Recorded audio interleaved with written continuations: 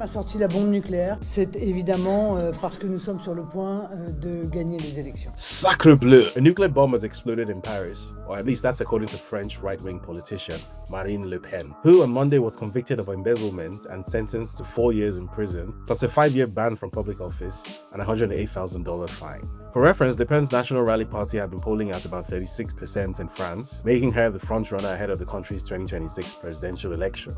Now, nuclear bomb might sound like an exaggeration until you remember that this is France we're talking about. You know, the country where former President Nicolas Sarkozy received 50 million euros in illegal campaign financing from former Libyan President Muammar Gaddafi in exchange for economic and security cooperation. It's the same country where Sarkozy's predecessor Jacques Chirac famously shook down his Ivorian counterpart Laurent Gbagbo for 2 billion CFA francs, which is about $4 million, which was delivered to him from Cote d'Ivoire in suitcases filled with cash. And neither of these men was given a 4-year sentence. In fact, in Chirac's case, he was never even formally charged for his actions. Basically, corruption politique is such an endemically French phenomenon that it should be a protected term, and every other country where it happens should only be allowed to call it sparkling misbehavior. So why has Marine Le Pen's diversion of European Parliament funds, which looks positively trivial in comparison, generated what looks like a giant overreaction from the French justice system?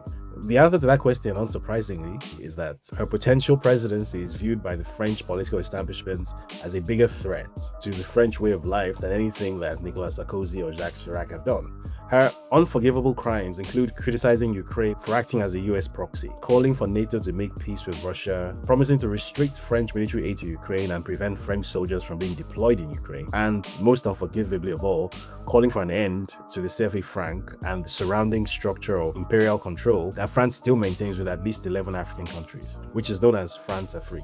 So for those whose job it is to protect democracy in France, merely promising to change the foreign policy of a nuclear power from permanently pro-war, eternally hawkish, nakedly imperialistic direction toward a more inward-focused policy direction is worthy of this punishment, which is without precedent in modern French political history. It's even more interesting that these protectors of democracy recently did something similar in Romania, where they defended democracy by cancelling the result of a free and fair election and then banning the winner from contesting in next month's rerun. His offense? He expressed similar foreign policy ideas to Marine Le Pen. Apparently, you can use imperial power to extort protection money from African presidents and then subsequently invade or bomb their countries into the Stone Age for no reason in particular, and that is known as democracy. But if you run for public office with an anti-imperialist agenda, whether you even intend to actually go through with it or not, that is known as far-right populism and an unforgivable threat to the established democratic order. And for that, you get 4 years in prison, a $100,000 fine, and a multi-year ban from public office. The game is the game.